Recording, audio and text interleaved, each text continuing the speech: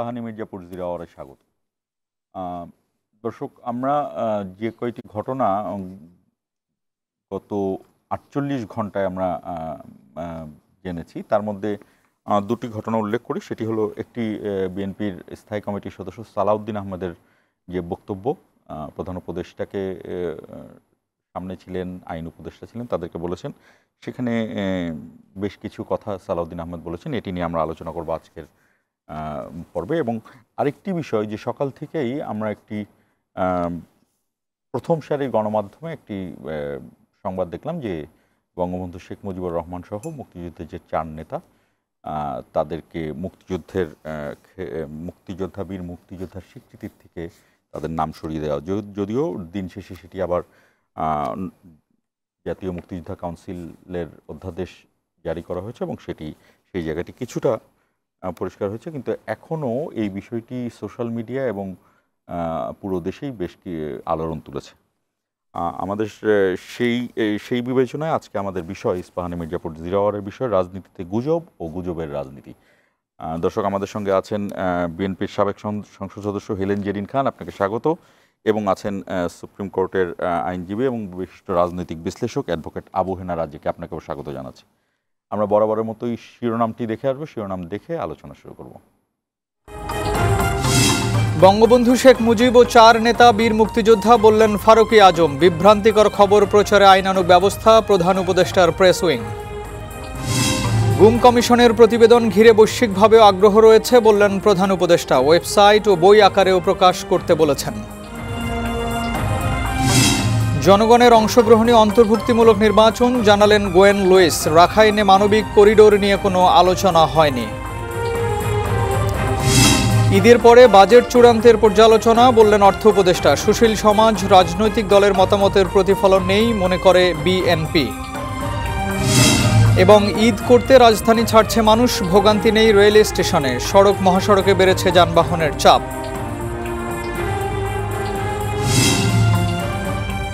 বরাবরের মতো বৈশাখী টেলিভিশনের পর্দার পাশাপাশি ফেসবুক এবং ইউটিউব পেজেও আমাদের অনুষ্ঠানটি সরাসরি সম্প্রচারিত হচ্ছে। আপনারা চাইলে সেখানে কমেন্টের মাধ্যমে আমাদের সাথে যুক্ত হতে পারেন।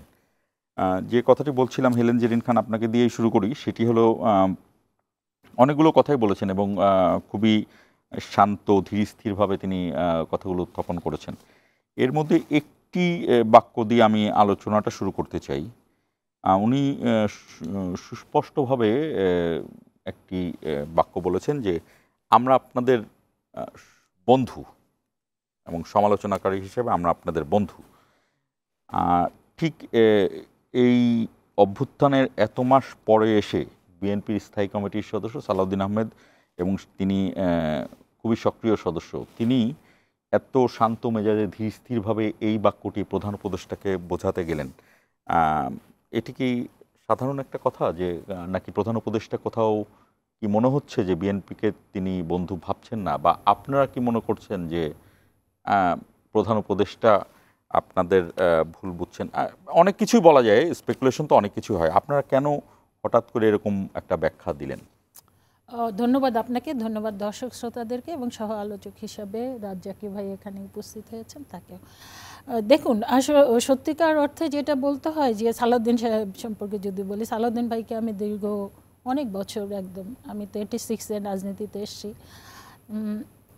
বিশেষ করে 90 থেকে সালাউদ্দিন ভাই, এবং 91-এ যখন দেশনেত্রী বেগম খালেদা জিয়া বাংলাদেশের জনগণের ম্যান্ডেট নিয়ে তিনি যখন প্রথম নারী প্রধানমন্ত্রী বাংলাদেশে হলেন, তো তখন সালাউদ্দিন ভাই এপিএস হিসেবে ছিলেন। এবং সালাউদ্দিন ভাই ছাত্র রাজনীতি থেকে উঠে আসা, সালাউদ্দিন ভাইকে সেই কারণে আমরা আরও বেশি আপন মনে করি, যেহেতু আমিও ছাত্র রাজনীতি থেকে উঠে আসা। সালাউদ্দিন ভাইকে আমরা খুব কাছ থেকে, এবং আমাদের বড় ভাই দীর্ঘ বছরের, সেই কারণে সালাউদ্দিন ভাই সম্পর্কে আমাদের একটা দীর্ঘ পরিষ্কার ধারণা আছে। সালাউদ্দিন ভাই কী বলতে পারে, কী করতে পারে। অসম্ভব অভিজ্ঞ, অসম্ভব ধীর স্থির শান্ত মেজাজের একজন নেতা। এবং তিনি যে এই প্রথম ধীর স্থির বক্তব্য দিয়েছেন তা না, তিনি নর্মালি এই ধরনের বক্তব্য দেন, এবং তার বক্তব্যের একটা ডেপথ থাকে যেটা থেকে মানুষ অনেক কিছু নিতে পারে। সেই ধরনের বক্তব্যই আমরা অতীত দিনেও দেখেছি, এখন তো আরও ভালো ডেলিভারি দিচ্ছেন। সে কারণে অনেক সময় গর্ববোধ করি।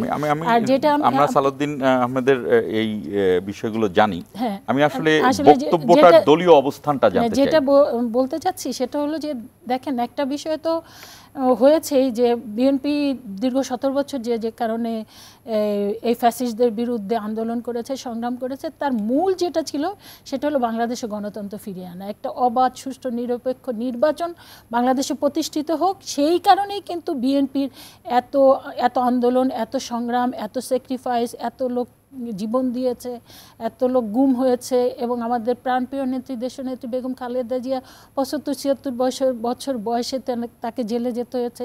অ্যাক্টিং চেয়ারম্যান জনাব তারেক রহমানের মেরুদণ্ড ভেঙে দেওয়া হয়েছে, তাকে জেলে যেতে হয়েছে। তারপরে তো আমাদের মহাসচিব থেকে শুরু করে রিজভী সব নেতা বারবার করে জেলে যেতে হয়েছে। একটাই আমাদেরই ছিল যে একটা অবাধ সুষ্ঠু নিরপেক্ষ নির্বাচন। এবং এই অন্তর্বর্তীকালীন সরকারটি এসছে, বিশেষ করে ডক্টর মোহাম্মদ ইউনূস সাহেব আসার পরে বিএনপি তো সব দল সমর্থন দিয়েছে, বিএনপিও একইভাবে আমি মনে করি যে সকলের ঐক্যমতের ভিত্তিতে তিনি, বিশেষ করে ডক্টর মোহাম্মদ ইউনূস সম্পর্কে কারো কোনো দ্বিমত ছিল না। কিন্তু তার অন্যান্য উপদেষ্টা মণ্ডলী যারা পরবর্তীতে নিয়োগ দিয়েছে তাদের সম্পর্কে হয়তোবা সকলে মানে একমত পোষণ করে নাই এবং সকলের সাপোর্ট নাইও, সেইগুলো তো আছেই। কিন্তু এরপরও যে বিএনপি যেটা বারবার করে একটা জায়গায় বলার চেষ্টা করেছে সেটা হলো যে একটা অবাধ সুষ্ঠু নিরপেক্ষ নির্বাচনের একটা আমরা রোড ম্যাপ চাচ্ছিলাম, মূলত সেই জায়গাটা থেকেই আমাদেরই। তো আমরা দেখতে পেলাম যে উপদেষ্টা মণ্ডলীর পক্ষ থেকে বিশেষ করে প্রধান উপদেষ্টা যেটা বললেন যে উনি ডিসেম্বর টু জুন এই জায়গাটা একটা বিরাট গ্যাপের বিষয় আছে, এবং এইটা নিয়ে একটা মানে এই জাতির মধ্যে একটা, বিশেষ করে আপনারা জানেন যে বিএনপি 1/11-এর যেটা হয়েছিল, যে মঈনুদ্দিন ফখরুদ্দিনের যে সরকারটি ছিল, সেই সরকারও কিন্তু সেই সরকারের দ্বারা নির্যাতিত হয়েছে বিএনপি, এবং সেই ওই সময়টাও একটা বিরাজনীতিকরণের চেষ্টা হয়েছিল। ওই সময়টাও -2 মানে একটা থিওরি দেওয়া হয়েছিল, যেটা মানে অনেকে ভেবেছিল দুই নেত্রী, কিন্তু পরবর্তীতে আমরা দেখেছি যে -2 আসলে আমাদের প্রিয় নেত্রী দেশনেত্রী বেগম খালেদা জিয়া এবং অ্যাক্টিং চেয়ারম্যান জনাব তারেক রহমানকে -2 করানো। এই কারণে আমাদের একটা তিক্ত অভিজ্ঞতা কিন্তু আছে, সেই কারণে আমরা স্পষ্ট হতে চেয়েছিলাম, কিংবা সত্যিকার অর্থে একটা রোডম্যাপ। আর একটা হলো, তো আপনি জানেন যে এই উপদেষ্টা মণ্ডলীর অস্তিত্ব কিন্তু শুধু ঢাকা শহরে আছে, সারা বাংলাদেশটা কিন্তু অনেকটা সব কিছু কিন্তু বিএনপিকে ফেস করতে হয়, যেখানে যে প্রতিকূলতার সৃষ্টি হয় সেটা কিন্তু বিএনপিকেই করতে হয়। এই জন্যই আমাদের সালাউদ্দিন ভাই যেটা বলছেন যে আমরা যতটা আপনাকে সাপোর্ট দিচ্ছি, আর মনে হয় অন্য কেউ সেটা দিচ্ছে না, এটার যথেষ্ট আছে যে আমরা যদি সমর্থনটাও তুলে নিয়ে যাই, তাহলে কিন্তু এই অন্তর্বর্তীকালীন সরকারটা আমার মনে হয় যে 24 ঘন্টাও থাকতে পারবেন না। ওইটা অত স্পষ্ট করে না বললেও তিনি কিন্তু সেটা বলার চেষ্টা করেছেন। এটা তো অবশ্যই যে এই উপদেষ্টাদের সারা দেশে অবস্থান থাকবে না, এটাই স্বাভাবিক, এবং বিএনপির কাছ থেকে তো ওই আশ্বাস পেয়েছেই সরকার। কিন্তু হঠাৎ করে আপনারা, কিন্তু আপনি দেখেন যে এটা বেশ কিছু জায়গায় বিএনপিকে বিতর্কিত করা হচ্ছে। যেমন ধরেন, প্রধান উপদেষ্টার কাছ থেকে তো বিএনপি প্রত্যাশা করে নাই, তিনি যেটা জাপানে গিয়ে যে স্টেটমেন্টটা দিয়েছেন, তিনি বলেছেন যে সব দল ঠিক আছে, শুধু একটা মাত্র দল নির্বাচনের জন্য করেছে। তারপরে দেখা গেল যে এই যে সালাউদ্দিন ভাই যেখানে বক্তব্য দিয়েছেন, সেখানে 26টা দলের মধ্যে না বলতে পারেন না, কারণ এটাতে হয় কি, এটাতে বিএনপিকে কিন্তু কিছুটা ভিকটিম করা হয়। অথচ এখন যদি আপনি দেখেন অন্যান্য দল যদি বলা হয় 26টা দল গিয়েছে, তার মধ্যে দেখা গিয়েছে 23টি দলই ডিসেম্বর, এবং অনেকে ডিসেম্বরের আগে নির্বাচনের কথা বলেছে।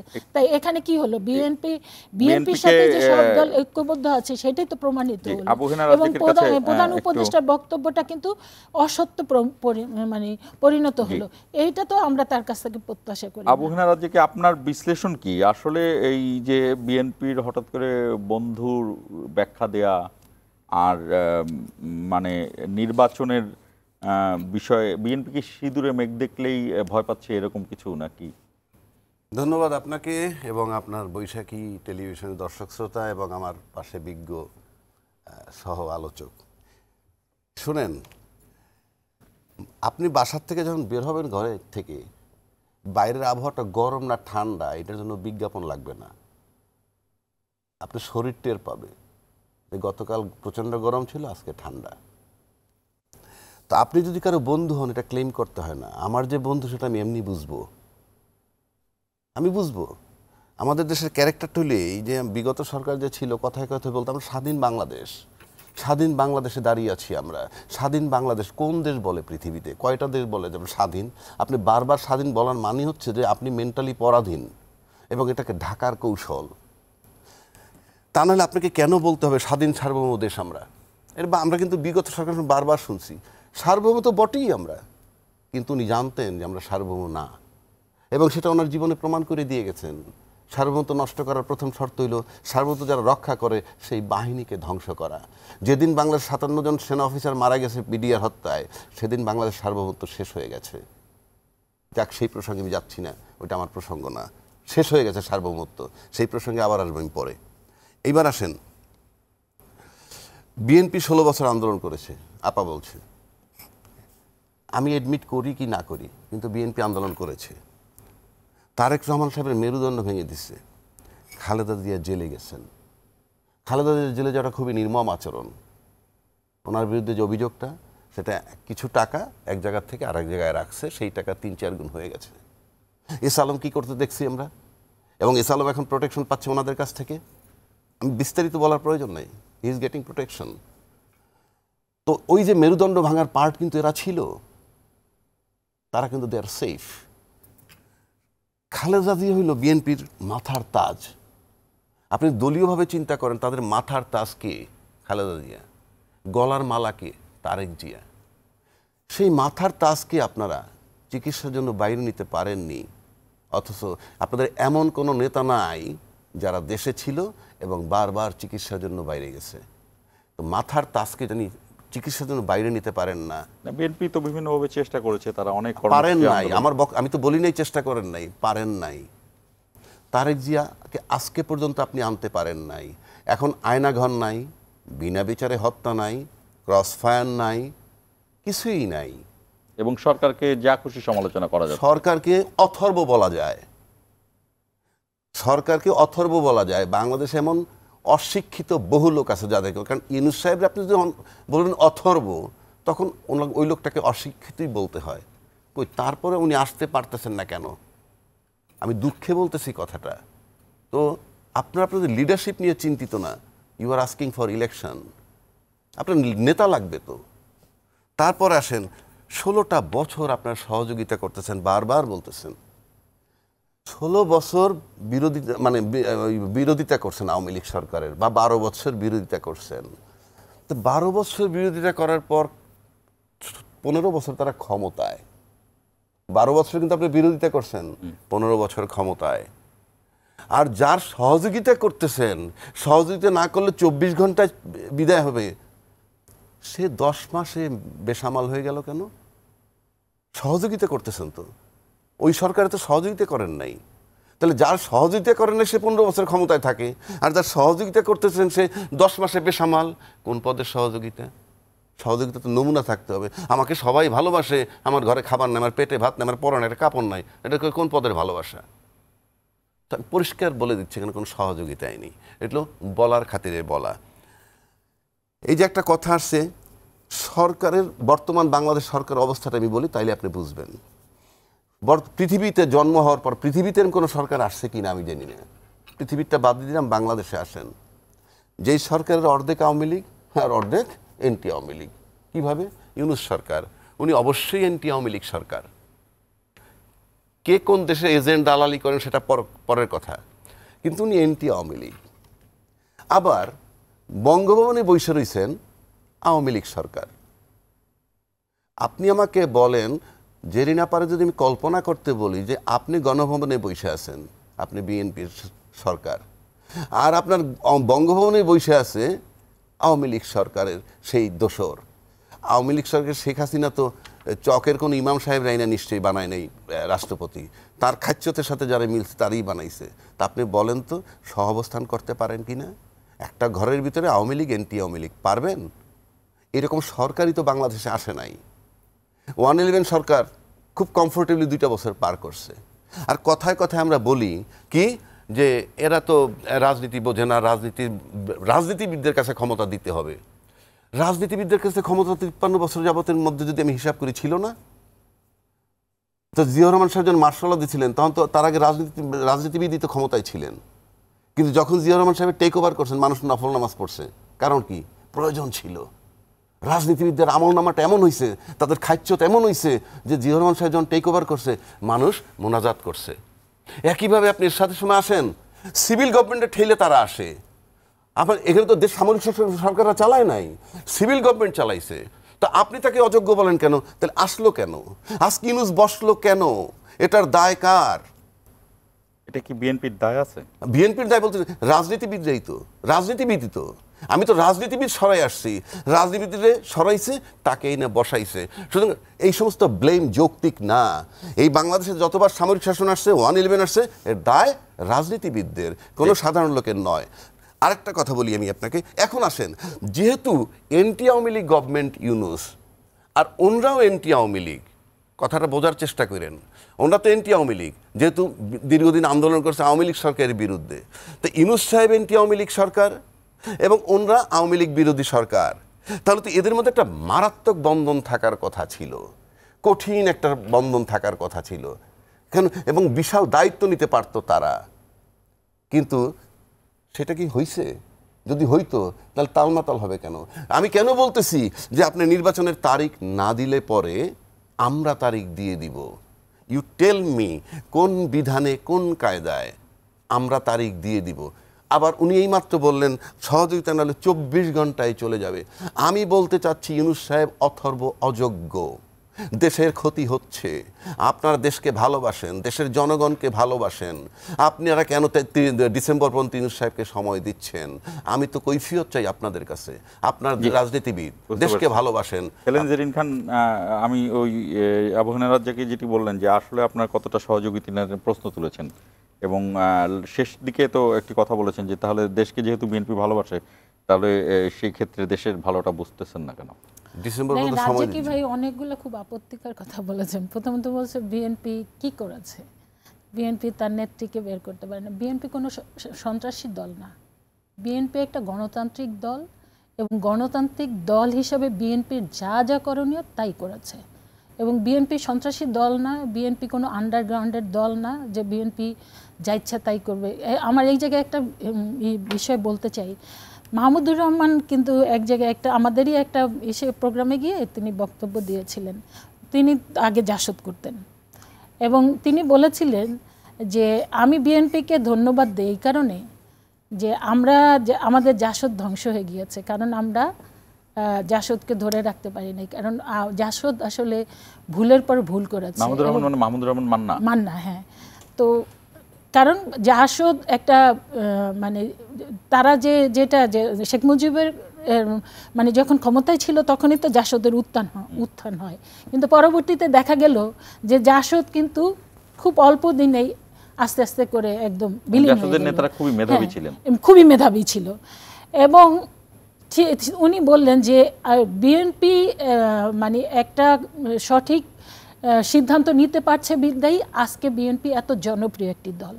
এবং আজকে দেখেন বাংলাদেশকে সত্যিকার অর্থেই এই মুহূর্তে বিএনপিকে সব কিছু চিন্তা করে তাকে কিন্তু সিদ্ধান্ত নিতে হচ্ছে। বিএনপিকে যেমন ডক্টর ইউনূসকে সহযোগিতা করতে হচ্ছে, ঠিক একইভাবে ডক্টর ইউনূসের মাথার মধ্যে যে একটা বিরাজনীতিকরণের চিন্তা আছে সেইটাও কিন্তু বিএনপিকে মাথায় নিতে হচ্ছে। কারণ আপনি দেখেন ডক্টর ইউনূস কি বললেন, এই যে এনসিপি তিনি তো পারেন না, তিনি তো একটা নিউট্রাল মানে লোক হিসাবেই তাকে প্রধান উপদেষ্টা হিসাবে সব দল তাকে সিদ্ধান্ত দিয়েছে, সব দল তাকে মানে সমর্থন করেছে। কিন্তু তিনি কি করলেন, তিনি বললেন যে না, আমি এই যে ছাত্রদেরকে বলেছি, আমি বলেছি, ওরা চায় নাই, কিন্তু আমি বলেছি ওদেরকে দল করতে। এবং পরবর্তীতে আমরা দেখতে পাচ্ছি যে এই দলটাকে তিনি সমর্থন দিচ্ছেন। এই যে ছাত্রদেরকে তিনি যে উৎসাহিত করলেন, এবং এখন দেখেন যে ছাত্র উপদেষ্টা 71-এও মুক্তিযুদ্ধের সময় কিন্তু ছাত্ররা একটা বিরাট ভূমিকা রেখেছে। 90-তে তো 91-এ যেটা হয়েছে সেটার তো চরম সাক্ষী আমি। তখন আমরা ছাত্র রাজনীতি করেছি। 90-তেও কিন্তু ছাত্র দল কিংবা ছাত্র ঐক্য, যেটা হ্যাঁ সর্বদলীয় ছাত্র ঐক্য, তাদের নেতৃত্বেই কিন্তু হোসেন মোহাম্মদ এরশাদের পতন হয়েছিল। কোথায় কখনো তো এই ছাত্ররা মানে এমপি হতে চায়নি, মন্ত্রী হতে চায়নি, ক্ষমতার ভাগ নেয় নাই। কিন্তু এই যে ছাত্রদের যে করে অল্প এত ছোট বয়সে তাদেরকে যে সরকারে নেওয়া হলো, এখন কি হলো, তাদের মধ্যে এখন সমস্ত ছাত্ররা কিন্তু দেখতে পাবেন যে সবাই পড়াশোনা বাদ দিয়ে সবাই এখন কি মন্ত্রী উপদেষ্টা হওয়ার জন্য সবাই লেগে গিয়েছে। এবং দেখা গেল এই ছাত্রদের উপরে আপনার এই 36 দিনে এই বাংলাদেশের মানুষের কত না প্রত্যাশা ছিল। আমি ব্যক্তিগতভাবে গর্ববোধ করতাম যে আগামী দিনে একটা বড় শক্তি আছে।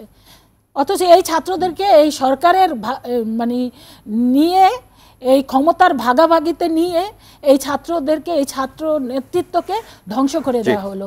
এখন এই ছাত্ররা কিন্তু নানা রকমের দুর্নীতিতে নিমজ্জিত হচ্ছে, ছাত্রদের বিরুদ্ধে নানা রকমের এই মব জাস্টিস যেটা হচ্ছে, এটা তো বাংলাদেশের প্রত্যাশা ছিল না। তো এইগুলা কিন্তু এই ছাত্ররা হতো কি, ছাত্ররা 91-এ যখন হয়েছে দেখা গিয়েছে এরশাদের পতন হওয়ার পরে আমরা যারা ছাত্রদল ছিলাম, আমার মনে আছে এই যে ডাকসু, এটা কিন্তু একটা বলা হতো যে মিনি পার্লামেন্ট। এই যে ছাত্র নেতৃত্ব এতটা প্রেসার গ্রুপ হিসেবে কাজ করেছিল 91-এর ওই সরকারকে কিন্তু বলা হতো সবচেয়ে এ যাবৎকালের সবচেয়ে সফল সরকার বলা হয় 91 থেকে 96 পর্যন্ত। এটার অন্যতম কারণ হচ্ছে যে ওই সময় ছাত্ররা একটা প্রেসার গ্রুপ হিসেবে কাজ করতে। আজকে দেখেন এই যে এনসিপি এই যে ছাত্র নেতাদেরকে, এই যে তাদের নেতৃত্বকে যে নানা রকমের বিতর্কিত করে এখন যে এনসিপিকে একটা জনশূন্য একটা দলে পরিণত করা হয়েছে, এটা তো এত অল্প দিনে তাদের এই অবস্থায়। আরো কয়েকটা বিষয় বলেছেন এস আলমকে আমরা প্রোটেকশন দিচ্ছি। কোথায় আমরা এস আলমকে প্রোটেকশন দিচ্ছি?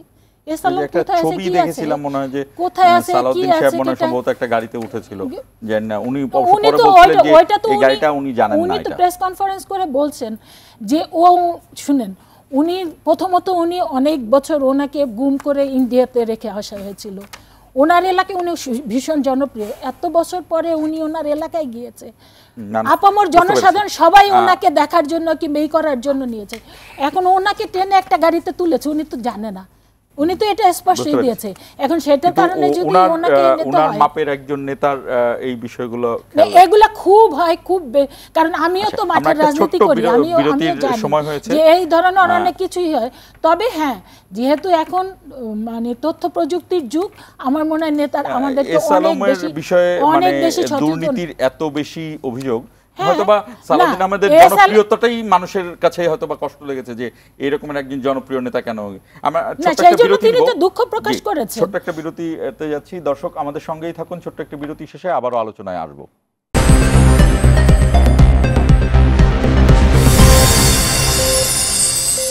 দর্শক আবারও স্বাগত ইস্পাহানি মির্জাপুর জিরো আওয়ারে।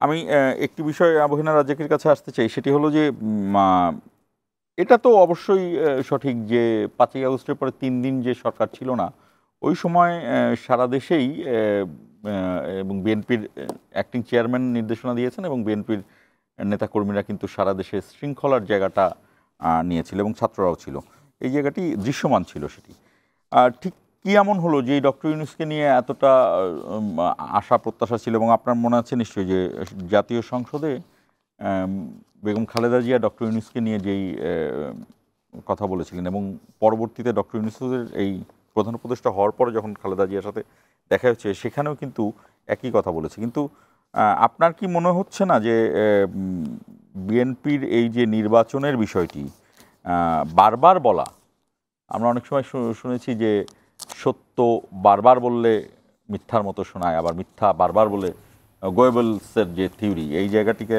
আপনার কি মনে হয়, আপনি কি বিশ্লেষণ?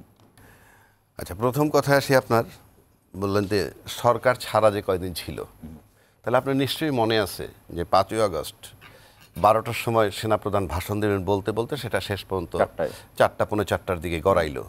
তখন কিন্তু তিনি বলেছিলেন, আমি আপনাদের দায়িত্ব নিলাম এবং প্রতিটা হত্যার বিচার হবে।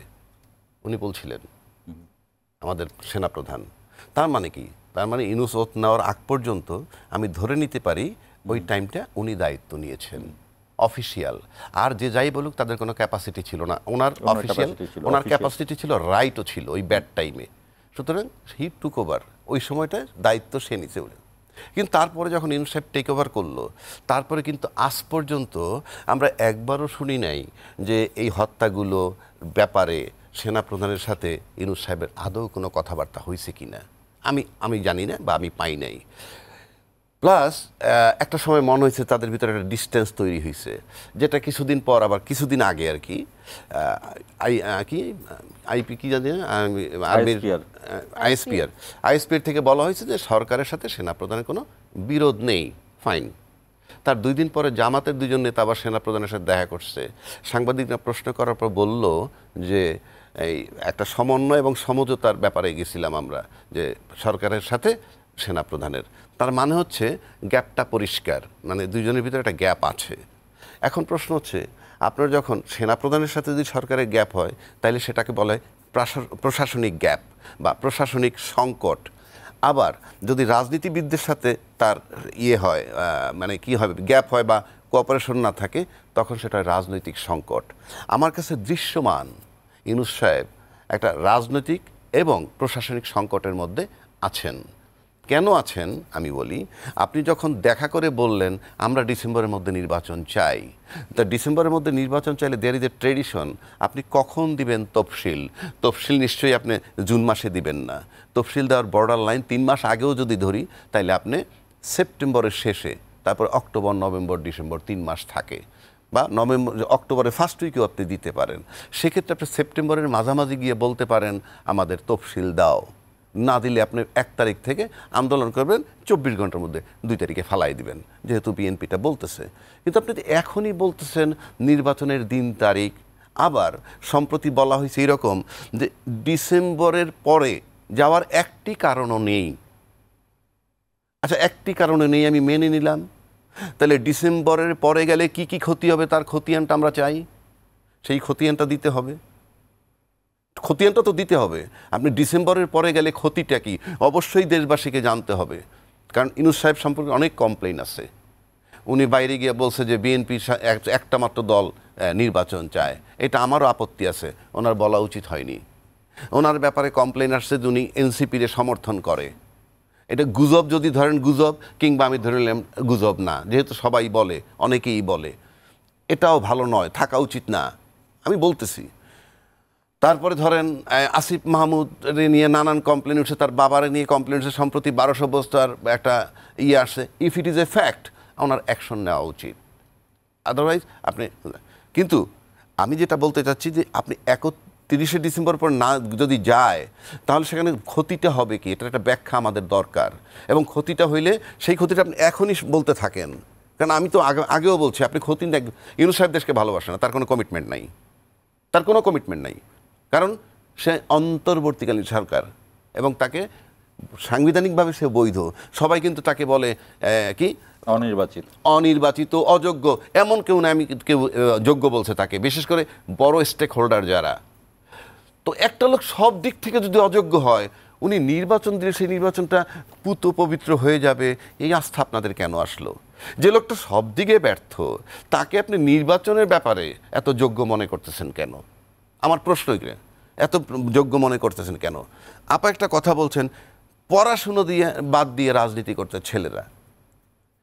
বাংলাদেশ সংবিধান একমাত্র সংবিধান যেখানে না পড়াশোনা বাদ দিয়ে রাজনীতি না, পড়াশোনা বাদ দিয়ে এখন মন্ত্রী উপদেষ্টা হওয়ার ক্ষমতার ভাগাভাগি করা। যদি মানে বিসিএস চাকরির জন্য গেছিল, কিন্তু মন্ত্রী উপদেষ্টার দিকে এখন ওই যে এটা হলো ডাইভারশন। মানে আমি করতে গেলাম একটা, হয়ে গেল একটা। হে আল্লাহ, তুমি থাকো কই আর ঠিকানা দাও কই, এমন কথা আছে। সেটা কি যে বাইতুল মুকাররম মসজিদের সামনে সকাল থেকে 2টা ভিক্ষুক ভিক্ষা করতেছে, সারাদিন 2 জনে 200-250 টাকা পাইছে।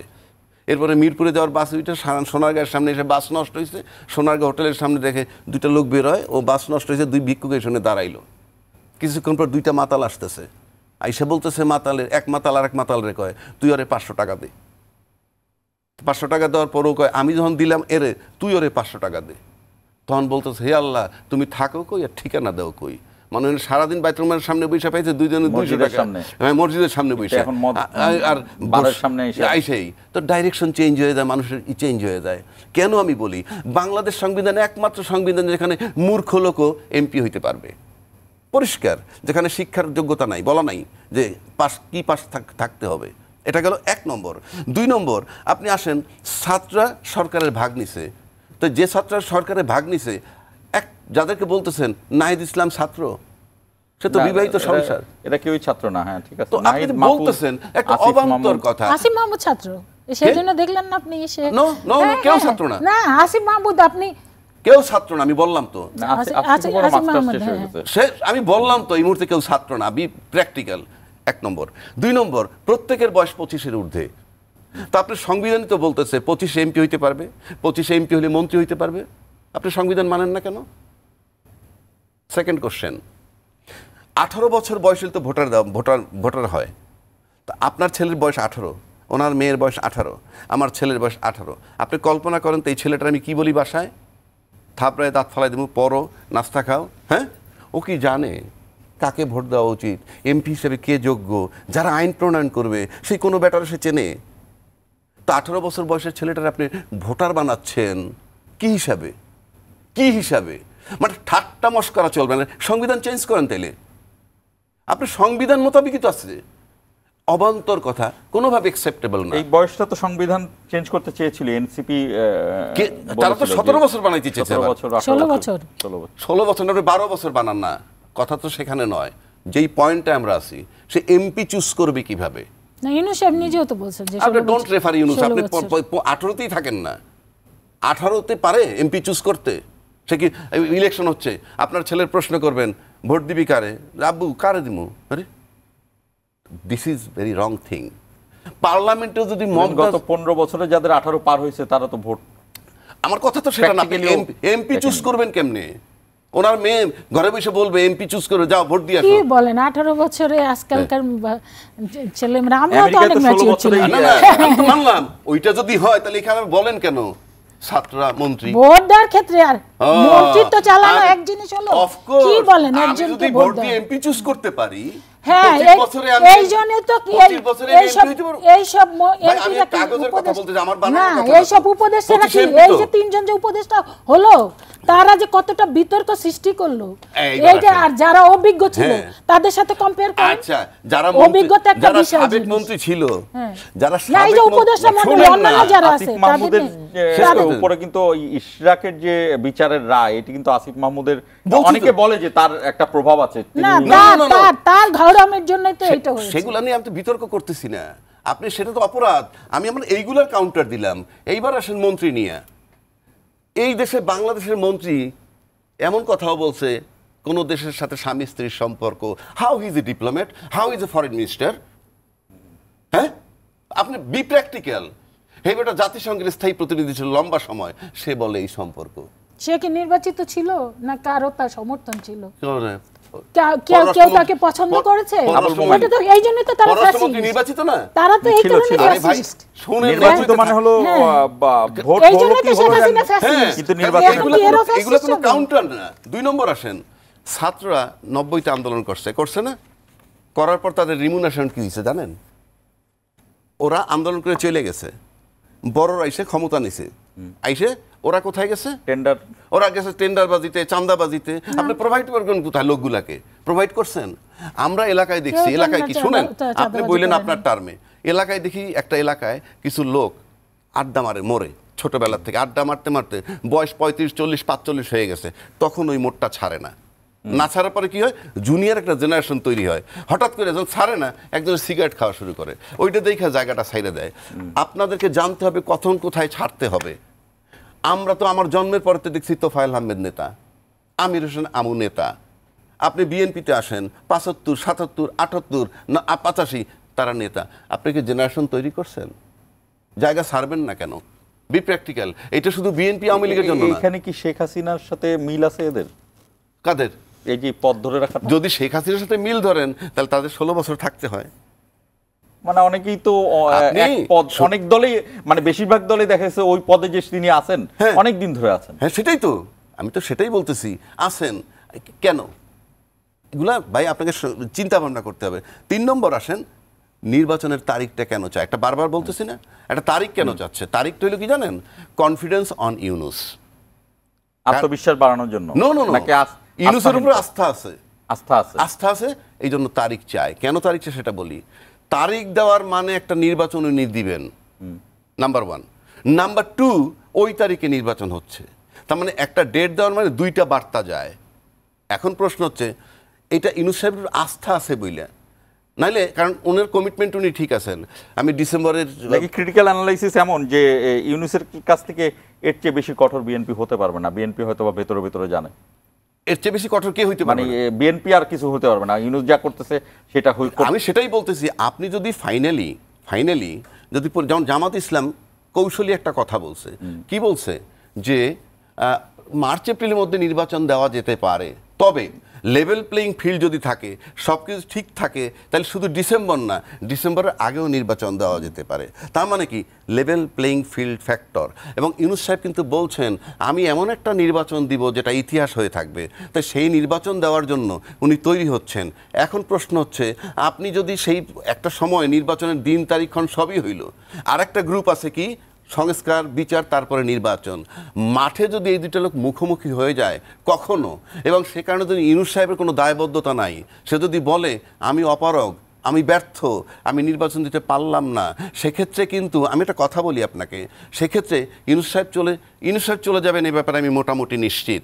তো উনি যদি চলে যান নির্বাচন না দিয়েও, তখন কি হবে? ইউনুস সাহেব চলে গেলেন, নির্বাচন যদি না হয়, এই বিষয়টি নিয়ে হেলেন জেরিন খানের কাছ থেকে আসবো আমরা। বিরতির সময় দুটোই যাবে। জি দর্শক, আবারও ছোট্ট একটি বিরতি নিতে হচ্ছে, আমাদের সঙ্গেই থাকুন।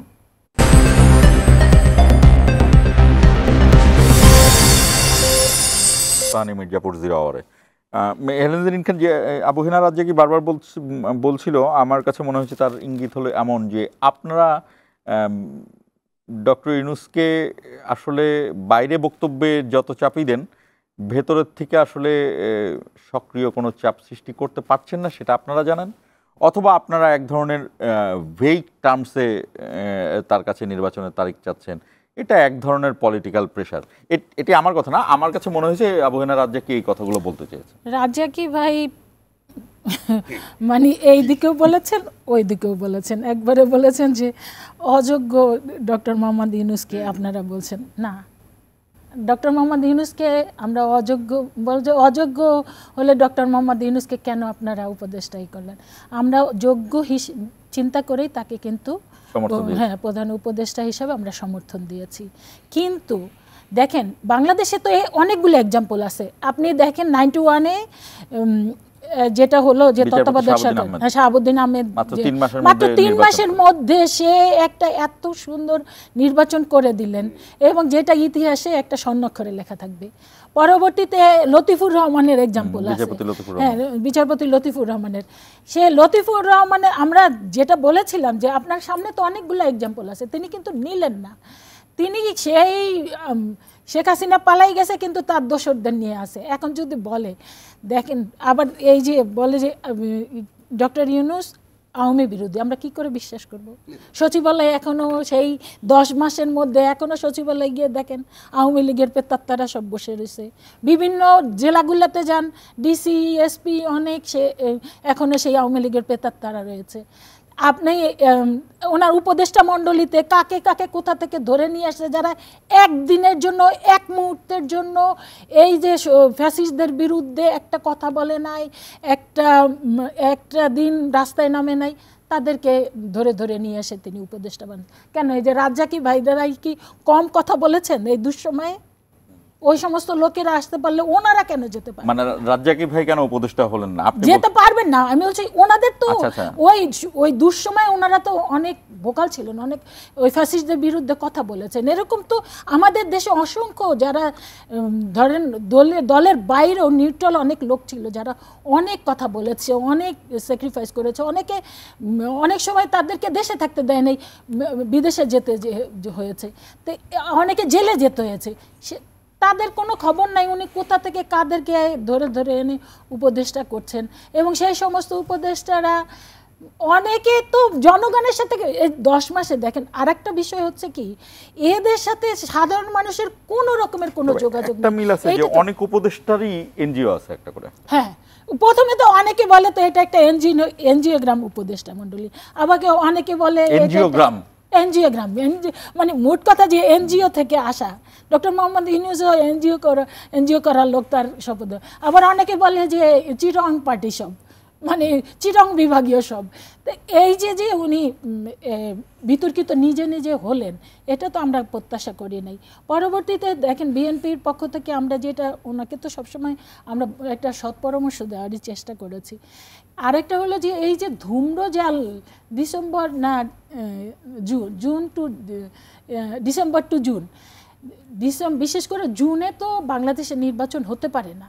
এটা তো অনেকগুলা সব টকশোতেই বলা হচ্ছে। আমি আরেকবার বাংলাদেশে দুটো নির্বাচন হয়েছে, 1986 এবং 1996 এর দ্বিতীয় একটা নির্বাচন, বিশেষ ক্রাইসিস মোমেন্টে। কিন্তু এত বছর পরে এবং এই উপদেষ্টা মণ্ডলী এতদিন থাকার পরে নিশ্চয়ই এমন একটা নির্বাচন, উনি তো বলেছেন যে ইতিহাসের একটা শ্রেষ্ঠ নির্বাচন করে দিতে চান। তা শ্রেষ্ঠ নির্বাচন করবেন কি উনি বর্ষার সময়, বন্যার সময়, যখন জনগণ করতে পারবেন না? তারপরে আরেকটি বিষয় আমি বলি, আবহাওয়া রাজ্যে কি আমাদের সময় একদম শেষ, এই কথাটি তুলে দিই। আবহাওয়া রাজ্যকে একটা ইঙ্গিত দিয়েছেন যে হঠাৎ করে যদি ডক্টর ইউনূস নির্বাচন না দিয়ে চলে যায়, অর্থাৎ এটি ধরতাম না, কিন্তু ডক্টর ইউনূস কিন্তু অলরেডি একবার এরকম বলেছেন যে নাহিদ ইসলাম এটা পদত্যাগ করতে চান। উনি যদি এরকম কোনো কাজ করেন, উনি হবেন পৃথিবীর সবচাইতে কাপুরুষ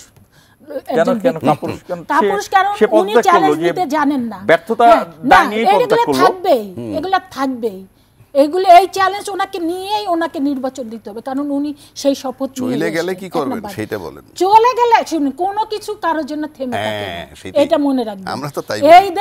এই দেশে উনি তো কোনোদিন রাজনীতি করেন নাই, তারপরে ওনাকে এসে প্রধান উপদেষ্টা করেছে না, এই জাতির তো করেছে, এই দলগুলোই তো করেছে। আবার এরকম একজন লোক নিয়ে আসবেন যাকে সবাই সহযোগিতা করে তার দ্বারা নির্বাচিত, জায়গা খালি থাকবে না। তবে আমরা সেটা কখনোই চাই না। উনি একজন নোবেল লরিয়েট, উনি আমাদের দেশের গর্ব। উনি ব্যর্থ হোক, এটা আমাদের অ্যাক্টিং চেয়ারম্যান জনাব তারেক রহমান বলছেন, উনি ব্যর্থ হলে সেটা আমরা অনেকটা ব্যর্থ হই। তো কিন্তু ওনাকে আমরা ব্যর্থ হতে দিতে চাই না। এবং লাস্ট এই যে সালাউদ্দিন ভাইয়ের বক্তব্য কিন্তু বলেছেন যে আমাদেরকে শত্রু ভাববেন না, আমরা হচ্ছেন আপনার সবচেয়ে বন্ধু।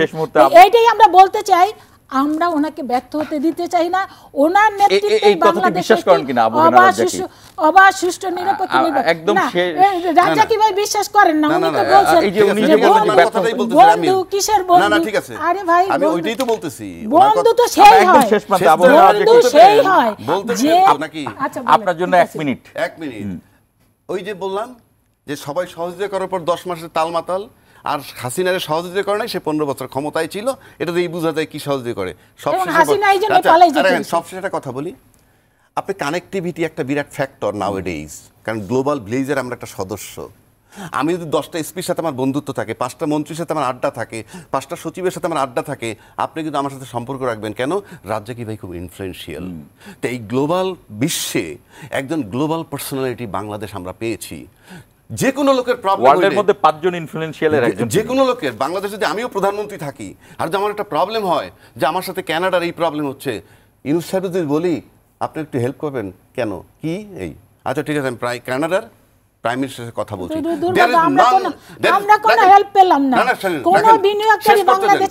তার মানে বাংলাদেশে এইরকম একটা গ্লোবাল পার্সোনালিটি বাংলাদেশ না, উপমহাদেশেও নাই। সেই লোকটা কি must pay honour to him. আমার ভাত মাছ দেয় না সে, আমি বলছি যেটা রিয়েলিটি সেটা। আজকে বাংলাদেশে কে আছে যে বাংলাদেশের প্রধানমন্ত্রী টেলিফোন কইরা ট্রাম্পের সাথে কথা বলবে? আমি যদি বাংলাদেশের প্রধানমন্ত্রী হই আর আমি যদি আমার পররাষ্ট্র সচিবরে বলি আচ্ছা আমি একটু ট্রাম্পের সাথে কথা, জি স্যার মেইল পাঠাচ্ছি, that mail will never be opened. ওই মেইলটাও কোনোদিন ওপেন হবে না। সুতরাং ইউনূস সাহেবের বিরুদ্ধে যাদেরকে পক্ষপাতিত্ব করা হচ্ছে, যে তাদেরকে সহযোগিতা করা হচ্ছে বা সাপোর্ট দেওয়া হচ্ছে, আমরা তো দেখি, কারণ আমার গায়ে টের পাই, বললাম না বাইরে গেলে টের পাবে। একইভাবে আপনি যদি শেখ হাসিনা কিন্তু টোটাল ফেভারে ছিল, তার মিডিয়া ফেভারে ছিল, চলে যেতে হয়েছে। সুতরাং আজকে এন্টি ইউনূস হিসাবে যাদেরকে ফেভার করা হচ্ছে, লং রানে দেখা যাবে কে থাকে আর কে যায়। জি না আমি লাস্ট যেটা বলতে চাই, আর রাজ্জাকে ভাই এমন করে বললেন, এই যে দেখেন ডক্টর ইউনূস কিন্তু কাতারে গিয়েছিলেন, কাতারের আমির কিন্তু ওনার সাথে দেখা করেন, অথচ খালেদা জিয়াকে তার পার্সোনাল, আপনি কি জানেন কাতারের কালচার জানেন? রাখেন কাতারের কালচার জানেন? মা পাঠিয়েছেন, মা দেখা করছে মানে কি পাঠিয়েছেন, রাখেন আর হলো না শুনেন, তাইলে সব নোবেল লরিয়েটরাই দেশে বিদেশে সব নোবেল লরিয়েটরাই প্রধানমন্ত্রী কিংবা প্রেসিডেন্ট হতেন। শুনুন, নোবেল লরিয়েট সেটা ভিন্ন জায়গায়, আর জনগণের প্রতিনিধি সেটা ভিন্ন জায়গায়, দুইজনের গুরুত্ব ভিন্ন। ভাই জনগণের প্রতিনিধির কারণে এমন সার্ভিস দিছে, ইউনূসকে বসাইতে হইছে। কারোর সাথে কোনো তুলনা হয় না, জনপ্রতিনিধিরা কিন্তু দেশ চালাচ্ছিল। আবার দলমত এই বিষয়ে যখন চলে গেল হাসিনা, তখন কিন্তু এই দেশের লোক প্রেফার করতে পারলো না কোন একটা পলিটিশিয়ান বসাইতে, সেই সাহসই ছিল না। কিন্তু নন পলিটিশিয়ান কোন পলিটিশিয়ান চায় নাই, তো আপনি জানেন না জাতীয় ঐক্য সরকার করতে চেয়েছিল, বিএনপি রাজি হয় কোথায়? কেন আপনার মনে নেই? হ্যাঁ চেয়েছে, কিন্তু বিএনপি বলছে না আমরা নির্বাচন করে আমরা জাতীয় ঐক্য সরকার করব। নির্বাচন করে আপনি সিট পানি মেজরিটি, আবার জাতীয় সরকার দরকার। আপনাদের দুজনকে আবারও শুভেচ্ছা আমাদের অনুষ্ঠানে আসার জন্য। দর্শক, এই আলোচনা আসলে চলবেই। একটি বিষয় অবশ্যই ঠিক যে ডক্টর ইউনূস রাজনীতিবিদ নয়, কিন্তু ডক্টর ইউনূস তো ইউনূসের সাথে যত রাজনীতিবিদের পরিচয় রয়েছে সারা বিশ্বের, বাংলাদেশের কয়েকজনের সাথে এমন পরিচয় আছে আমরা সেটি জানি না, কিন্তু তাই বলে সে যে খুব ভালো রাজনীতিবিদ হবেন তারও কোনো নিশ্চয়তা নেই। তবে এটি নিশ্চয়তা যে ডক্টর ইউনূস পৃথিবীতে একটি আছেন, এবং এটি বাংলাদেশে ডক্টর ইউনূস আমাদের জন্য আছেন, তিনি একজনই। সেই জায়গাটি অবশ্য বিএনপিও সেই জায়গাটি ধারণ করে। আমরা মনে করি যে শেষ পর্যন্ত ঐক্যের প্রতীক হিসেবে ডক্টর ইউনূস থাকবেন এবং তিনি এই নির্বাচনের জায়গাটি পরিষ্কার করবেন, সেটিও আমরা রাখি। সেই প্রত্যাশা রেখে শেষ করছি ইস্পাহানি মির্জাপুর 0 আওয়ার।